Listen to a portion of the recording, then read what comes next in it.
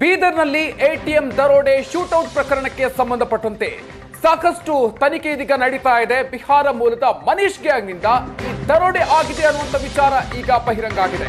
ಸುವರ್ಣ ನ್ಯೂಸ್ನಲ್ಲಿ ದರೋಡೆಕೋರರ exclusive ಮಾಹಿತಿಯನ್ನ ನಿಮ್ಮ ಮುಂದೆ ಇಡ್ತಾ ಇದ್ದೀವಿ. ಪ್ರಕರಣಕ್ಕೆ ಸಂಬಂಧಪಟ್ಟಂತೆ ಪ್ರಕರಣ ನಡೆದು 48 ಗಂಟೆ ಕಳೆದು ಹೋಗಿದೆ. ಇನ್ನೂ ಕೂಡ ಇಲ್ಲಿವರೆಗೂ ಆರೋಪಿಗಳು ಎಲ್ಲಿದ್ದಾರೆ, ಏನ್ ಮಾಡ್ತಿದ್ದಾರೆ ಅನ್ನೋ ಬಗ್ಗೆ ಮಾಹಿತಿಗಳು ಇಲ್ಲಿವರೆಗೂ ಕೂಡ ಲಭ್ಯ ಆಗಿಲ್ಲ. ಆದ್ರೆ ಈ ದುಷ್ಕೃತ್ಯವನ್ನ ನಡೆಸಿರೋದು ಯಾರು ಅನ್ನುವಂತ ಪ್ರಶ್ನೆಗೆ ಸಂಬಂಧಪಟ್ಟಂತೆ ಉತ್ತರವನ್ನ ಪೊಲೀಸರು ಕಂಡುಕೊಳ್ಳುವಲ್ಲಿ ಈವರೆಗೆ ಯಶಸ್ವಿಯಾಗಿದ್ದಾರೆ. ದರೋಡೆಕೋರರ ಎಕ್ಸ್ಕ್ಲೂಸಿವ್ ಮಾಹಿತಿ ಏಷ್ಯಾನೆಟ್ ಸುವರ್ಣ ನ್ಯೂಸ್ಗೆ ಲಭ್ಯ ಆಗಿದೆ. ಮನೀಶ್ ಗ್ಯಾಂಗ್ನಿಂದಲೇ ದರೋಡೆ ಆಗಿದೆ ಅನ್ನುವಂತ ವಿಚಾರ ಬಹಿರಂಗ ಆಗಿದೆ. ಶೂಟೌಟ್ ಅನ್ನುವಂಥದ್ದು ಕನ್ಫರ್ಮ್ ಆಗ್ತಾ ಇದೆ. ಮನೀಶ್ ಗ್ಯಾಂಗ್ನಿಂದ ನಡೆದಿರುವಂತಹ ಘಟನೆ ಇದು ಅನ್ನುವಂಥದ್ದು. ಹೈದರಾಬಾದ್ನಿಂದಲೇ ಮನೀಶ್ ಗ್ಯಾಂಗ್ ತಲೆಮರೆಸಿಕೊಂಡಿರುವ ಶಂಕೆ ಕೂಡ ವ್ಯಕ್ತ ಆಗಿದೆ. ಹೈದರಾಬಾದ್ನಲ್ಲಿ ದರೋಡೆಕೋರರು ಓಡಾಡಿರುವಂತಹ ಎಕ್ಸ್ಕ್ಲೂಸಿವ್ ದೃಶ್ಯ ಕೂಡ ಸುವರ್ಣ ನ್ಯೂಸ್ಗೆ ಲಭ್ಯ ಆಗಿದೆ. ಬೀದರ್ನಲ್ಲಿ ದೋಚಿದ್ದು 83 ಲಕ್ಷ ರೂಪಾಯಿ. ಆ ಹಣದ ಜೊತೆಯಲ್ಲೇ ಓಡಾಟವನ್ನ ಮಾಡ್ತಾ ಇದ್ದಾರೆ. ನೀವು ದೃಶ್ಯಗಳನ್ನು ಕೂಡ ನೀವು ಗಮನಿಸ್ತಾ ಇದ್ದೀರಿ. 83 ಲಕ್ಷ ಹಣವನ್ನ ಹೊಂದಿದ್ದಂತ 2 ಟ್ರಾಲಿ ಬ್ಯಾಗ್ಗಳನ್ನ ಹಿಡ್ಕೊಂಡು ದರೋಡೆಕೋರರು ಓಡಾಡ್ತಾ ಇರುವಂತಹ ದೃಶ್ಯ ಇದು. ಹೈದರಾಬಾದ್ನಲ್ಲಿ ಓಡಾಡ್ತಾ ಇರುವಂತಹ ದೃಶ್ಯ. ಬೀದರ್ನಲ್ಲಿ ದರೋಡೆಯನ್ನ ಮಾಡಿ ಅನಂತರ ಬೈಕ್ ನಲ್ಲಿ ಅವರು ಹೈದರಾಬಾದ್ಗೆ ತೆರಳಿದ್ರು ಅನ್ನುವಂಥದ್ದು. ಅದಾದ ನಂತರ ಅಲ್ಲಿಂದ ಛತ್ತೀಸ್ಗಢಕ್ಕೆ ತೆರಳೋದಿಕ್ಕೆ ಒಂದು ಬಸ್ ಅನ್ನು ಕೂಡ ಹತ್ಕೊಂಡಿದ್ರು.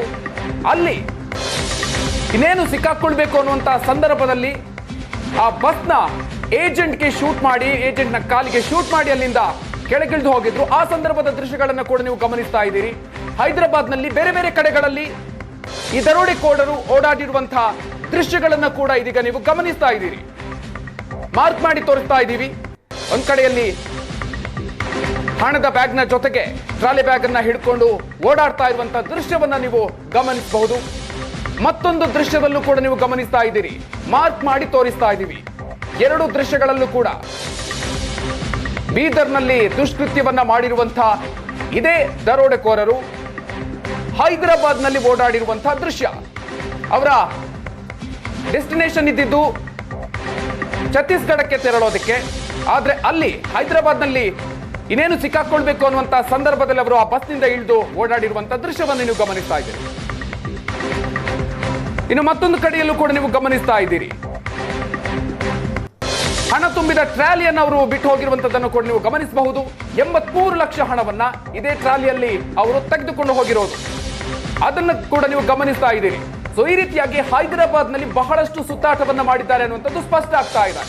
ಹಾಗಾದ್ರೆ ಈ ದರೋಡೆಕೋರರು ಇವಾಗಲೂ ಕೂಡ ಹೈದರಾಬಾದ್ನಲ್ಲಿ ಉಳ್ಕೊಂಡಿದ್ದಾರಾ ಅಥವಾ ಅಲ್ಲಿಂದ ಬೇರೆಲ್ಲಿಗೆ ಅವರು ಪರಾರಿಯಾಗಿದ್ದಾರೆ ಅನ್ನುವಂಥದ್ದು ಈ ವಿಚಾರ ಇನ್ನಷ್ಟೇ ಸ್ಪಷ್ಟ ಆಗಬೇಕಾಗಿದೆ.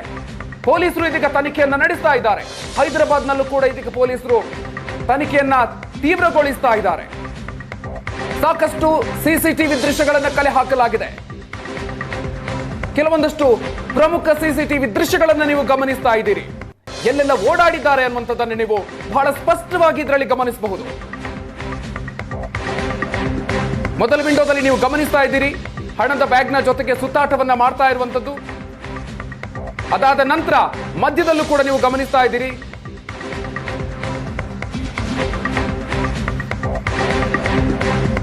ಬೀದರ್ನಲ್ಲಿ ನಡೆದಿರುವಂತಹ ದರೋಡೆ ಪ್ರಕರಣಕ್ಕೆ ಸಂಬಂಧಪಟ್ಟಂತೆ ಪ್ರಮುಖವಾಗಿರುವಂತಹ ಅಪ್ಡೇಟ್ಸ್ ಅನ್ನ ನಾವು ನೀಡ್ತಾ ಇದ್ದೀವಿ.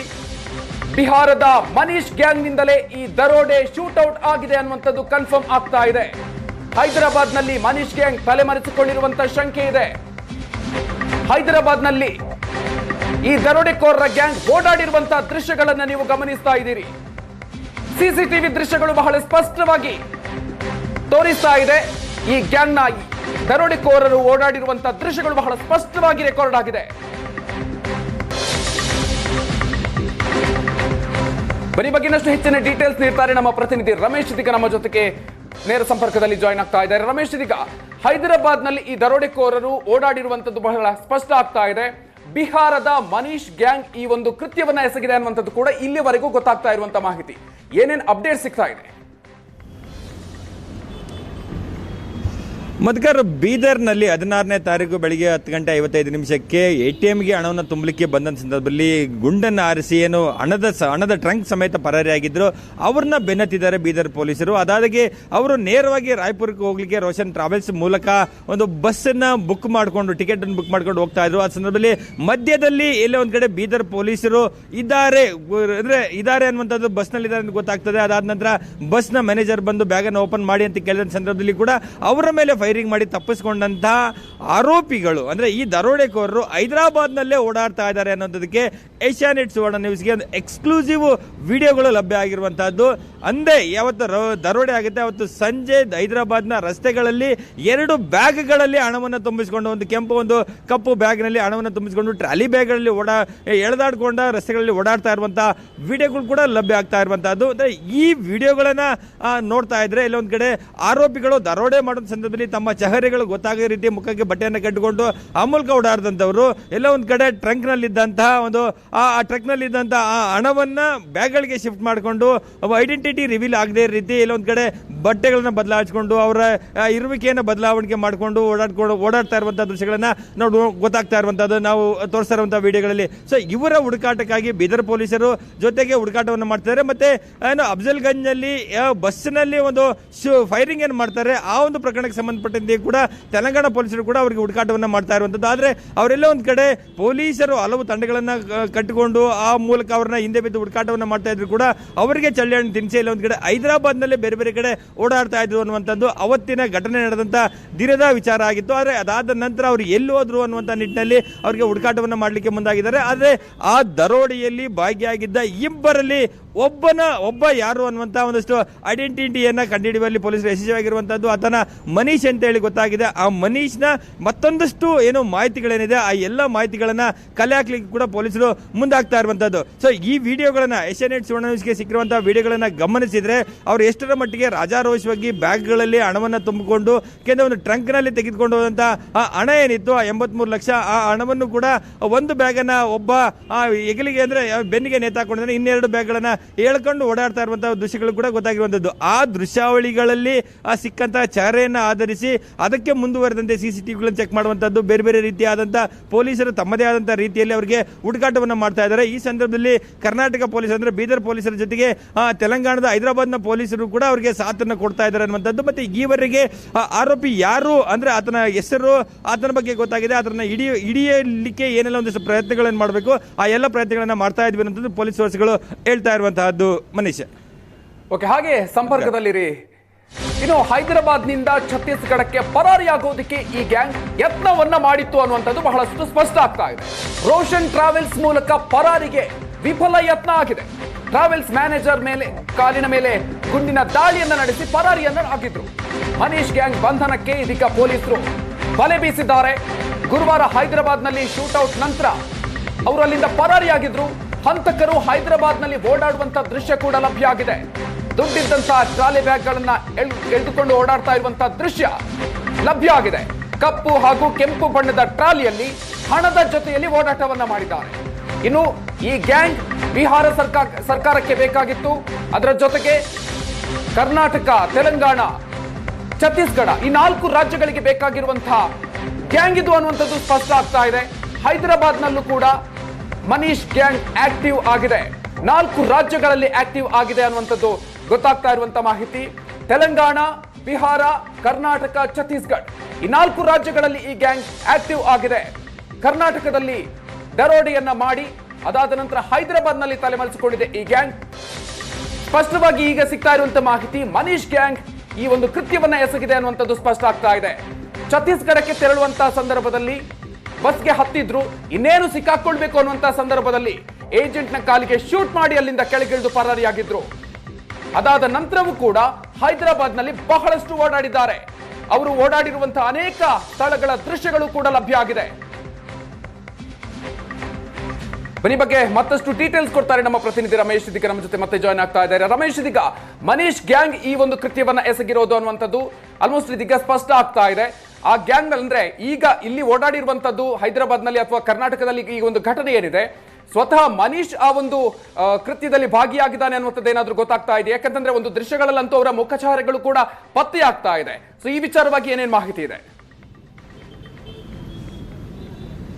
ಮಧುಕರ್, ಅಂದ್ರೆ ಬೀದರ್ನಲ್ಲಿ ಏನು ದರೋಡೆಯನ್ನ ಮಾಡ್ತಾರೆ, ಅಲ್ಲಿ ಫೈರಿಂಗ್ ಅನ್ನು ಮಾಡಿ ಅಲ್ಲಿ ಸಾವಿಗೆ ಕಾರಣ ಆಗ್ತಾರೆ. ಅದಾದ ನಂತರ ಅವರಿಂದ ಪರಾರಿಯಾದಂಥವರು ಬೀದರ್ ಸಿಟಿಯಿಂದ ಹೊರಗಡೆ ಹೋಗುವಂತ ಸಂದರ್ಭದಲ್ಲಿ ಹಳ್ಳಿಗಳ ಮೂಲಕ ಒಂದು ಏನು ಟ್ರಂಕ್ ಅನ್ನ, ಹಣದ ತುಂಬಿದಂತ ಟ್ರಂಕ್ ಅನ್ನ ಬೈಕ್ ನಲ್ಲಿ ಇಟ್ಕೊಂಡು ಬೇರೆ ಬೇರೆ ಹಳ್ಳಿಗಳ ಮೂಲಕ ಒಂದೆಡೆಗೆ ಹೋಗ್ತಾರೆ. ಅದಾದ ನಂತರ ಒಂದು ಹೈದರಾಬಾದ್ ಮೂಲದ ಅಂದ್ರೆ ಆ ರೋಷನ್ ಟ್ರಾವೆಲ್ಸ್ ಅನ್ನುವಂತ ಒಂದು ಟ್ರಾವೆಲ್ಸ್ ಮೂಲಕ ಒಂದು ಟಿಕೆಟ್ ಅನ್ನ ಬುಕ್ ಮಾಡ್ಕೊಳ್ತಾರೆ. ನೇರವಾಗಿ ರಾಯ್ಪುರಕ್ಕೆ ಹೋಗ್ಲಿಕ್ಕೆ ಒಂದಷ್ಟು ಪ್ರಯತ್ನಗಳನ್ನ ಮಾಡ್ತಾ ಇರ್ತಾರೆ. ಈ ಒಂದು ಬಸ್ ನಲ್ಲಿ ಎಲ್ಲೊಂದ್ ಕಡೆ ಅವರು ಕೂತಂತ ಸೀಟಿನ ಮುಂಭಾಗದಲ್ಲಿ ಕೂಡ ಬೀದರ್ನ ಪೊಲೀಸರು ಕೂಡ ಕೂತಿರ್ತಾರೆ ಅನ್ನುವಂಥದ್ದು ಕೂಡ ಸ್ಪಷ್ಟವಾಗಿ ಗೊತ್ತಾಗುತ್ತೆ. ಅಂದ್ರೆ ಆ ಪೊಲೀಸರು ಇದ್ದಾರೆ ಅಂತೇಳಿ ಗೊತ್ತಾಗುತ್ತೆ. ಅದಾದ ನಂತರ ಆ ಬಸ್ ನಲ್ಲಿ ಇದ್ದಂತ ಏನು ಏಜೆಂಟ್ ಇದ್ದಾನೆ, ಏಜೆಂಟ್ ಬಂದು ಬ್ಯಾಗ್ ನಲ್ಲಿ ಏನಿದೆ ಇದನ್ನ ತೋರಿಸಿ ಅಂತ ಹೇಳಿ ಕೇಳಿದ ಸಂದರ್ಭದಲ್ಲಿ ಆತನಿಗೆ ಹಣದ ಆಫರ್ ಅನ್ನ ಮಾಡ್ತಾರೆ. ಅದು ಒಪ್ತಾ ಇದ್ದಾಗ ಹಣ ಬ್ಯಾಗ್ ಅನ್ನ ತೋರಿಸಿ ಅಂತ ಹೇಳಿ ಆತ ಕೇಳಿದ ಸಂದರ್ಭದಲ್ಲಿ ಆತನ ಮೇಲೆ ಫೈರಿಂಗ್ ಮಾಡಿ ಪರಾರಿಯಾಗಿರುವಂತದ್ದು ಕೂಡ ಈಗ ಬೆಳಕಿಗೆ ಬಂದಂತ ವಿಚಾರ. ಹಾಗಾಗಿ ಅಲ್ಲೇನು ಫೈರಿಂಗ್ ಆಯ್ತು, ಆ ಫೈರಿಂಗ್ ವಿಚಾರದಲ್ಲಿ ಕೂಡ ಹೈದರಾಬಾದ್ ಪೊಲೀಸರು ಅವರಿಗಾಗಿ ಹುಡುಕಾಟವನ್ನು ಮಾಡ್ತಾ ಇರುವಂಥದ್ದು. ಸೊ ಈ ಹಂತದಲ್ಲಿ ಅವರ ಒಂದಷ್ಟು ಮುಖಚರ್ಯಗಳೇನು ಸಿಗ್ತಾ ಹೋಗುತ್ತೆ, ಆ ಮುಖಚರ್ಯಗಳನ್ನ ಗಮನಿಸಿದ ಪೊಲೀಸರು ಈಗ ಆತನ ಐಡೆಂಟಿಟಿಯನ್ನು ಕಂಡುಹಿಡಿದಿರುವಂಥದ್ದು. ಆತ ಒಬ್ಬ ಮನೀಶ್ ಅಂತೇಳಿ ಗೊತ್ತಾಗಿದೆ. ಮನೀಶ್ ಮತ್ತೊಬ್ಬ ಆತ ಇನ್ನೊಬ್ಬನ ಹೆಸರು ಕೂಡ ಗೊತ್ತಾಗಬೇಕಾಗಿರುವಂಥದ್ದು. ಮನೀಶ್ ಅಂಡ್ ಗ್ಯಾಂಗ್ ಇಬ್ಬರು ಕೂಡ ಇದ್ರು ಅನ್ನುವಂಥೇಳಿ ಅವರ ಹಿನ್ನೆಲೆಯನ್ನು ಕಲೆ ಆಗ್ತಾ ಹೋದ ಸಂದರ್ಭದಲ್ಲಿ ಆತ ಬಿಹಾರ ಮೂಲದವನಾಗಿದ್ದು ಛತ್ತೀಸ್ಗಢದಲ್ಲಿ ಇದೇ ರೀತಿಯಾದಂಥ ರಾಬರಿಗಳನ್ನು ಮಾಡುವಂಥದ್ದೇ ಇವರ ಪ್ರಮುಖವಾದಂಥ ಏನೋ ಕೆಲಸ ಆಗಿತ್ತು ಅನ್ನುವಂಥದ್ದು. ಆದರೆ ಛತ್ತೀಸ್ಗಢದಲ್ಲಿ ಇದ್ರೂ ಕೂಡ ಬೇರೆ ಬೇರೆ ರಾಜ್ಯಗಳಿಗೆ ಹೋಗಿ ಈ ರೀತಿಯಾದಂತಹ ದೊಡ್ಡ ದೊಡ್ಡ ದರೋಡೆಗಳನ್ನು ಮಾಡುವಂತಹದ್ದು, ಕೋಟ್ಯಾಂತರ ರೂಪಾಯಿ ಹಣವನ್ನು ದೋಚುವಂತಹದ್ದು, ಈ ರೀತಿಯಾದಂತಹ ಕೃತ್ಯಗಳನ್ನೇ ಮಾಡ್ತಾ ಇದ್ರು. ಕೇವಲ ಬೀದರ್ನಲ್ಲಿ ದಾಖಲಾಗಿರುವಂತಹ ಪ್ರಕರಣ ಮಾತ್ರ ಅಲ್ಲ, ಈ ಹಿಂದೆ ಕೂಡ ಹಲವು ಪ್ರಕರಣಗಳು ಇವರ ಮೇಲೆ ಇದೆ ಅಂತೇಳಿ ಕೂಡ ಗೊತ್ತಾಗ್ತಾ ಇದೆ. ಸೊ ಹಾಗಾಗಿ ಆ ಮನೀಶ್ ಏನಿದ್ದಾನೆ, ಮನೀಶ್ ಮತ್ತೆ ಇತರ ಗ್ಯಾಂಗ್ನ ಸದಸ್ಯರಾಗ್ಲಿ ಮತ್ತೆ ಈ ಗ್ಯಾಂಗ್ಗೆ ಒಬ್ಬ ಏನೋ ಪ್ರಮುಖವಾದಂತಹ ಒಬ್ಬ ನಾಯಕ ಇದ್ದಾನೆ ಅಂತೇಳಿ, ಆತನ ಹೆಸರು ಅಮಿತ್ ಕುಮಾರ್ ಮೂಟಾ ಅಂತೇಳಿ. ಸೊ ಯಾವಾಗ ನಾವು ರಾಯ್ಪುರ್ಗೆ ಹೋಗ್ಲಿಕ್ಕೆ ರೋಷನ್ ಟ್ರಾವೆಲ್ ನಲ್ಲಿ ಒಂದು ಟಿಕೆಟ್ ಬುಕ್ ಆಗಿತ್ತೆ, ಅದು ಅಮಿತ್ ಅನ್ನುವಂತ ಹೆಸರಲ್ಲಿ ಏನು ಬುಕ್ ಆಗಿತ್ತು. ಆ ಅಮಿತ್ ಅನ್ನೋ ಹೆಸರು ಈ ಗ್ಯಾಂಗ್ ನ ಮುಖ್ಯಸ್ಥ ಛತ್ತೀಸ್ಗಢ ಮೂಲದವನು ಅಂತೇಳಿ ಕೂಡ ಗೊತ್ತಾಗ್ತಾ ಇರುವಂತದ್ದು. ಹಾಗಾಗಿ ಇಡೀ ಗ್ಯಾಂಗ್ ನ ಬಗ್ಗೆ ಮಾಹಿತಿನ ಪಡ್ಕೊಳ್ಳಿಕ್ಕೆ ಮುಂದಾಗಿರುವಂತದ್ದು ಒಂದು ತಂಡಗಾಗಲೇ ರಾಯ್ಪುರಕ್ಕೆ ಹೋಗಿ ಅಮಿತ್ ಅಂಡ್ ಗ್ಯಾಂಗ್ ನ ವಿಚಾರವನ್ನ ತಿಳ್ಕೊಳ್ಳಿಕ್ಕೆ ಮುಂದಾಗಿದೆ. ಮತ್ತೊಂದ್ ಕಡೆ ಇವರು ಹೈದರಾಬಾದ್ ನಲ್ಲಿ ತಪ್ಪಿಸಿಕೊಂಡಂತ ಇಬ್ಬರೇ ಇದ್ದಾರೆ, ಮನೀಶ್ ಮತ್ತೊಬ್ಬ ಇದ್ದಾನೆ, ಅವ್ರನ್ನ ಹುಡುಕಾಟ ಮಾಡಲಿಕ್ಕೆ ಮತ್ತೊಂದಷ್ಟು ತಂಡಗಳು ಅವರ ಹಿಂದೆ ಬಿದ್ದಿದೆ ಅನ್ನುವಂಥದ್ದು. ಸದ್ಯಕ್ಕೆ ಪೊಲೀಸ್ ಮೂಲಗಳು ಒಂದು ಸ್ಪಷ್ಟವಾದಂತಹ ಮಾಹಿತಿಗಳನ್ನ ಕೊಡಬೇಕಾಗಿರುವಂತಹದ್ದು. ಅಂದ್ರೆ ಅವರ ಹುಡುಕಾಟವನ್ನ ಮಾಡ್ತಾ ಇದ್ವಿ. ಅವರಿಗೆ ಕೇವಲ ಕರ್ನಾಟಕ ಮಾತ್ರ ಅಲ್ಲ, ಕರ್ನಾಟಕ, ಛತ್ತೀಸ್ಗಢ, ಬಿಹಾರ್ ಮತ್ತೆ ತೆಲಂಗಾಣ ರಾಜ್ಯ 4 ರಾಜ್ಯಗಳು ಕೂಡ ಬೇಕಾಗಿರುವಂಥದ್ದು. ಹಾಗಾಗಿ ಮನೀಶ್ ಅಂತೇಳಿ ಗೊತ್ತಾಗಿರುವಂಥದ್ರಿಂದ ಅವರಿಗೆ ಇರುವಂಥ ಕನೆಕ್ಷನ್ಸ್ ಏನು, ಅವ್ರ ಮೇಲೆ ಏನು ಕೇಸಸ್ ಇದೆ, ಎಲ್ಲೆಲ್ಲಿ ಏನೇನಾಗಿದೆ ಆ ಸಂಬಂಧಪಟ್ಟಂತೆ ಒಂದಷ್ಟು ಮಾಹಿತಿಗಳನ್ನ ಕಲೆ ಆಗ್ತಾ ಇದ್ವಿ. ಮತ್ತೆ ಇನ್ವೆಸ್ಟಿಗೇಷನ್ ತೀವ್ರವಾಗಿ ನಡೀತಾ ಇದ್ದು ಅವ್ರನ್ನ ಹಿಡಿತೀವಿ ಅನ್ನೋ ವಿಶ್ವಾಸದಲ್ಲಿ ಪೊಲೀಸ್ ಇದ್ದಾರೆ. ಮಧುಕರ್, ರಮೇಶ್, ಇಲ್ಲಿ ನಾವು ಒಂದು ವಿಡಿಯೋದಲ್ಲಿ ನಾವು ಗಮನಿಸ್ತಾ ಇದ್ವಿ, ಟ್ರಾಲಿ ಯಾವುದು ಕೂಡ ಇಲ್ಲದೆ ಅವರು ಓಡಾಡ್ತಾ ಇರುವಂತದನ್ನು ಕೂಡ ನೀವು ಹೈದರಾಬಾದ್ ನಲ್ಲಿ ಓಡಾಡ್ತಾ ಇರೋದನ್ನು ಕೂಡ ನಾವು ಬಹಳ ಸ್ಪಷ್ಟವಾಗಿ ಗಮನಿಸ್ತಾ ಇದ್ದೀವಿ. ಅಂದ್ರೆ ಆ ಹಣದ ಆ ಟ್ರಾಲಿ ಏನಿದೆ ಅದನ್ನು ಅವರು ಎಲ್ಲಿಟ್ಟಿರ್ತಾರೆ ಅಥವಾ ಹಣವನ್ನ ಎಲ್ಲಿಟ್ಟಿರ್ತಾರೆ ಅನ್ನುವಂಥದ್ದು ಬಹಳಷ್ಟು ಪ್ರಶ್ನೆ. ಅಂದ್ರೆ ಹೈದರಾಬಾದ್ ನಲ್ಲಿ ಯಾರಾದ್ರೂ ಇವರಿಗೆ ಬೇಕಾದವರು ಇರುವಂತಹ ಸಾಧ್ಯತೆ ಎಷ್ಟರ ಮಟ್ಟಿಗೆ ಇರುತ್ತೆ. ಜೊತೆಗೆ ಇವರು ಅವರ ಫೈನಲ್ ಡೆಸ್ಟಿನೇಷನ್ ಇದ್ದಿದ್ದು ಛತ್ತೀಸ್ಗಢಕ್ಕೆ ಅನ್ನುವಂಥದ್ದು ಆ ಒಂದು ಟಿಕೆಟ್ ಬುಕ್ ಮಾಡುವಂತಹ ಸಂದರ್ಭದಲ್ಲಿ ಕೂಡ ಗೊತ್ತಾಗ್ತಾ ಇದೆ. ಸೊ ಹಾಗಾಗಿ ಛತ್ತೀಸ್ಗಢದಲ್ಲಿ ಯಾವ ರೀತಿಯಾಗಿ ಈ ಒಂದು ಆರೋಪಿಗಳನ್ನು ಹಿಡಿಯುವಂತ ನಿಟ್ಟಲ್ಲಿ ಪೊಲೀಸರ ತಂಡ ಅಲ್ಲಿಗೆ ತೆರಳಿ ಅಲ್ಲಿ ಏನು ಯಾವ ರೀತಿಯಾಗಿ ತನಿಖೆಯನ್ನ ನಡೆಸ್ತಾ ಇದೆ ಅಂತ. ಸೊ ಮಧುಕರ್, ಅಂದ್ರೆ ಏನೋ ಬೀದರ್ನಲ್ಲಿ ದರೋಡೆ ಆದ ನಂತರ ಅವರು ನೇರವಾಗಿ ಡೆಸ್ಟಿನೇಷನ್ ಇದ್ದಂತೆ ರಾಯ್ಪುರಕ್ಕೆ ಹೋಗ್ಬೇಕು ಅಂತೇಳಿ, ಅಂದ್ರೆ ಛತ್ತೀಸ್ಗಢಕ್ಕೆ ರೀಚ್ ಆಗಬೇಕು ಹಣದ ಸಮೇತ ಅಂತೇಳಿ ಹೊರಟಿದ್ರು. ಆದ್ರೆ ಬಸ್ ಹತ್ತೋದಕ್ಕಿಂತ ಮೊದಲೇ ಆ ಟ್ರಂಕ್ ನಲ್ಲಿದ್ದ ಹಣವನ್ನ ಬ್ಯಾಗ್ಗಳಿಗೆ ತುಂಬಿಕೊಂಡು ಆ ಚಹರೆಗಳನ್ನ ಬದಲಾಯಿಸಿಕೊಂಡು ಒಬ್ಬ ಸಾಮಾನ್ಯ ಏನು ಪ್ರಯಾಣಿಕರ ರೀತಿ ಪ್ರಯಾಣವನ್ನು ಮಾಡಲಿಕ್ಕೆ ಮುಂದಾಗಿದ್ರು. ಆದ್ರೆ ಯಾವಾಗ ಒಂದಷ್ಟು ಅನುಮಾನಗಳು ಪೊಲೀಸರಿಗೆ ಗೊತ್ತಾಗುತ್ತೆ, ಮತ್ತೆ ಮಧ್ಯದಲ್ಲಿ ನಡೆದಂತಹ ಒಂದು ಘಟನೆಯಿಂದಾಗಿ ಅವರು ಏನೋ ಅಲ್ಲಿಂದ ಫೈರ್ ಮಾಡಿ ಮತ್ತೆ ಪರಾರಿ ಆಗ್ಲಿಕ್ಕೆ ಮುಂದಾಗ್ತಾರೆ. ಸೊ ಅದಾದ ನಂತರ ಪೊಲೀಸರಿಗೆ ಗೊತ್ತಾಗುತ್ತೆ ಇವರೇ ಆ ಆರೋಪಿಗಳು ಹಣವನ್ನ ಬೇರೆ ಬ್ಯಾಗ್ಗಳಿಗೆ ಬದಲಾಯಿಸಿಕೊಂಡು, ಬಟ್ಟೆಗಳನ್ನ ಬದಲಾಯಿಸಿಕೊಂಡು, ಚಹರೆಯನ್ನ ಬದಲಾಯಿಸಿಕೊಂಡು ಪರಾರಿಯಾಗುವಂತ ಪ್ರಯತ್ನಗಳನ್ನು ಮಾಡ್ತಿದ್ದಾರೆ ಅಂತೇಳಿ. ಸೊ ಯಾವಾಗ ಆ ಬಸ್ ನಲ್ಲಿ ಹಿಡಿಯುವಂತ ಒಂದಷ್ಟು ಪ್ರಯತ್ನಗಳಾಗುತ್ತೆ, ಆದ್ರೆ ಅಲ್ಲಿ ಎಲ್ಲೊಂದ್ ಕಡೆ ಆ ಸಾಧ್ಯ ಆಗೋದಿಲ್ಲ, ಅಲ್ಲಿಂದ ಕೂಡ ಬ್ಯಾಗ್ ಸಮೇತ ಪರಾರಿಯಾಗಿರುವಂತದ್ದು. ಸೊ ಹಾಗಾಗಿ ಈ ಸಂದರ್ಭದಲ್ಲಿ ಅಲ್ಲಿ ಸಿಕ್ಕಂತ ಒಂದಷ್ಟು ವಿಡಿಯೋ ಫುಟೇಜ್ಗಳಿಂದಾಗಿ ಅವರ ಚಹರೆಯನ್ನ ಹುಡುಕಾಟ ಮಾಡ್ತಾ ಸಂದರ್ಭದಲ್ಲಿ, ಅಂದ್ರೆ ಅಂತಾರಾಜ್ಯ ಮಟ್ಟದಲ್ಲಿ ಬೇರೆ ಬೇರೆ ರಾಜ್ಯಗಳಿಗೆ ಅವರು ಬೇಕಾಗಿರೋದ್ರಿಂದ ಆ ಫೋಟೋ ಮನೀಶ್ ಅನ್ನುವಂತ ಹೇಳಿ ಕೂಡ ಸ್ಪಷ್ಟವಾಗಿ ಗೊತ್ತಾಗಿರುವಂತದ್ದು. ಹಾಗಾಗಿ ಮನೀಶ್ ಅಂತೇಳಿ ಗೊತ್ತಾದ ನಂತರ ಒಂದು ಕಡೆ ಈಗ ಹಣವನ್ನ ತೆಗೆದುಕೊಂಡು ದರೋಡೆ ಮಾಡಿದಂಥವ್ರು ಇಲ್ಲಿ ಪರಾರಿಯಾಗಿದ್ದಾರೆ, ಅವ್ರನ್ನ ಟ್ರೇಸ್ ಮಾಡ್ಕೊಂಡು ಹುಡುಕಾಟ ಮಾಡುವಂಥದ್ದು ಒಂದು ಚಾಲೆಂಜಿಂಗ್ ಆದರೆ ಮತ್ತು ಈ ಒಂದು ಗ್ಯಾಂಗ್ ಯಾವುದು, ಈ ಎಷ್ಟರ ಮಟ್ಟಿಗೆ ಪ್ಲಾನ್ ಅನ್ನ ಮಾಡಿತ್ತು, ಇದರ ಮಾಸ್ಟರ್ ಮೈಂಡ್ ಯಾರಿದ್ದಾರೆ, ಎಲ್ಲಿಗೆ ಹಣವ ಇದು ರೀಚ್ ಆಗಬೇಕಾಗಿತ್ತು, ಇದರ ಹಿಂದೆ ಯಾರಿದ್ದಾರೆ ಅನ್ನುವಂಥ ನಿಟ್ಟಿನಲ್ಲಿ ಕೂಡ ಒಂದಷ್ಟು ಏನೋ ತನಿಖೆ ಮಾಡ್ತಾ ಇರುವಂತದ್ದು. ಈಗ ಸದ್ಯಕ್ಕೆ ಪೊಲೀಸರಿಗೆ ಗೊತ್ತಾಗ್ತಿರುವಂತದ್ದೇ ಮನೀಶ್ ಇರುವಂತದ್ದು ಅಮಿತ್ ಕುಮಾರ್ ಮೂಟಾ ಅನ್ನುವಂಥ ಛತ್ತೀಸ್ಗಢದ ಒಬ್ಬ ದೊಡ್ಡ ದರೋಡೆಕೋರನ ಇದು ಗ್ಯಾಂಗ್ ಇದಾಗಿತ್ತು ಅನ್ನುವಂಥದ್ದು ಕೂಡ ಸ್ಪಷ್ಟವಾಗಿ ಗೊತ್ತಾಗಿದೆ. ಹಾಗಾಗಿ ಒಂದು ತಂಡ ರಾಯ್ಪುರಕ್ಕೆ ಹೋದ್ರೆ ಮತ್ತೊಂದಷ್ಟು ತಂಡಗಳು ಕೇವಲ ಕರ್ನಾಟಕ ಪೊಲೀಸರು ಮಾತ್ರ ಅಲ್ಲ, ಹೈದರಾಬಾದ್ ಪೊಲೀಸರು ಸೇರಿದಂತೆ ಅವ್ರನ್ನ ಹೈದರಾಬಾದ್ನಲ್ಲೇ 16ನೇ ತಾರೀಕು ರಾತ್ರಿ ಹೈದರಾಬಾದ್ನಲ್ಲಿ ಕಾಣಿಸ್ಕೊಳ್ತಾರೆ. ಸೊ ಇದು 3 ದಿನ ಆಗಿದೆ. ಇನ್ನೂ ಹೈದರಾಬಾದ್ನಲ್ಲೇ ಎಲ್ಲ ಒಂದ್ ಕಡೆ ತಲೆಮರೆಸ್ಕೊಂಡಿರ್ಬೋದಾ ಅಥವಾ ಅದನ್ನ ಬಿಟ್ಟು ಬೇರೆ ಇನ್ನೆಲ್ಲಾದ್ರೂ ಹೋಗಿರ್ಬೋದಾ ಅನ್ನುವಂಥದ್ದು. ಯಾಕೆಂದ್ರೆ ಬೀದರ್ನಿಂದ ಹೋಗುವಂತ ಸಂದರ್ಭದಲ್ಲಿ ಕೂಡ ಅವ್ರು ಮೇನ್ ರೂಟ್ಗಳನ್ನ ಬಿಟ್ಟು ಹಳ್ಳಿಗಳ ಸಣ್ಣ ಪುಟ್ಟ ರಸ್ತೆಗಳಲ್ಲಿ ಕೂಡ ಹೋಗಿದ್ದನ್ನ ನೋಡಿದ್ರೆ ಅವರೆಲ್ಲ ಒಂದ್ ಕಡೆ ತಪ್ಪಿಸ್ಕೊಳ್ಳಿಕ್ಕೆ ಬೇರೆ ಯಾವ ರೀತಿಯಾಗಿ ಯೋಚನೆಯನ್ನ ಮಾಡಿರಬಹುದು ಅನ್ನೋ ನಿಟ್ಟಿನಲ್ಲಿ ಕೂಡ ಹಲವು ಆಂಗಲ್ಗಳಲ್ಲಿ ಪೊಲೀಸರು ಹುಡುಕಾಟವನ್ನ ಮಾಡ್ತಾ ಇರುವಂತದ್ದು. ಸೊ ಆ ನಿಟ್ಟಿನಲ್ಲಿ ಈಗ ಸದ್ಯ ಪೊಲೀಸರಿಗೆ ಇದ್ದಂಥದ್ದೇನೆಂದ್ರೆ ಮುಖಚರ್ಯೆಯನ್ನ ಕಾಣದೆ ರೀತಿ ಅವ್ರ ಬಟ್ಟೆಯನ್ನು ಕಟ್ಟಿಕೊಂಡು ಈ ದರೋಡೆ ಮಾಡಿದ ಸಂದರ್ಭದಲ್ಲಿ ಮೊದಲು ಅವ್ರು ಯಾರು, ಎಲ್ಲಿ ಅವರು ಅನ್ನುವಂಥದ್ದನ್ನ ಕಂಡುಹಿಡಿಬೇಕಾಗಿತ್ತು. ಆ ಮಟ್ಟದಲ್ಲಿ ಅವರು ಯಾರು ಅಂತ ಹೇಳಿ ಗೊತ್ತಾಗಿರೋದ್ರಿಂದ ಅವ್ರನ್ನ ಹಿಡಿಯುವಂಥದ್ದು ಅಷ್ಟು ಕಷ್ಟ ಆಗೋದಿಲ್ಲ, ನಮಗೆ ಅವ್ರನ್ನ ಹಿಡಿತೀವಿ ಅನ್ನುವಂಥ ನಿಟ್ಟಿನಲ್ಲಿ ಪೊಲೀಸ್ ಒಂದು ವಿಶ್ವಾಸದಲ್ಲಿ ಒಂದು ತನಿಖೆಯನ್ನು ಮಾಡಲಿಕ್ಕೆ ಮುಂದಾಗಿರುವಂಥದ್ದು. ಆ ಒಂದು ತನಿಖೆಗೆ ಹೈದರಾಬಾದ್ ಪೊಲೀಸರು, ಕರ್ನಾಟಕ ಪೊಲೀಸರು ಮತ್ತೆ ಬಿಹಾರದಲ್ಲಿ ಕೂಡ ಇವ್ರನ್ನ ಹಿಡಿದುಕೊಟ್ಟವರಿಗೆ ಒಂದಷ್ಟು ಬಹುಮಾನ ಕೊಡ್ತೇವೆ ಅಂತೇಳಿ ಘೋಷಣೆ ಆದಂತಹ ಉದಾಹರಣೆಗಳು ಕೂಡ ಇರುವಂತದ್ದು. ಹಾಗಾಗಿ ಅಲ್ಲಿ ಕೂಡ ಮೋಸ್ಟ್ ವಾಂಟೆಡ್ ಇದ್ದಾರೆ. ಛತ್ತೀಸ್ಗಢ ಪೊಲೀಸರಿಗೂ ಕೂಡ ಇವರು ಬೇಕಾಗಿದ್ದಾರೆ. ಹಾಗಾಗಿ 4 ರಾಜ್ಯಗಳು ಕೂಡ ಈಗ ಒಟ್ಟಾಗಿ ತನಿಖೆಗಿಳಿದಿರೋದ್ರಿಂದ, ಹಲವು ತಂಡಗಳಿಂದ ಕಟ್ಟಿಕೊಂಡು ತನಿಖೆಗಿಳಿದಿರೋದ್ರಿಂದ ಅವ್ರನ್ನ ಆದಷ್ಟು ಬೇಗ ಹಿಡಿತೇವೆ ಅನ್ನುವಂತ ಒಂದು ವಿಶ್ವಾಸದಲ್ಲಿ ಹುಡುಕಾಟವನ್ನ ಮಾಡ್ತಾ ಇರುವಂತಹದ್ದು. Madhukar, okay, thank you Ramesh ಡೀಟೇಲ್ಸ್ಗೆ.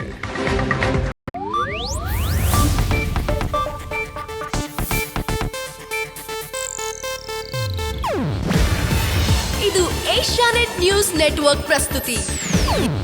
ನೀವು ನೋಡ್ತಿದ್ದೀರಾ ಏಷ್ಯಾನೆಟ್ ಸುವರ್ಣ ನ್ಯೂಸ್.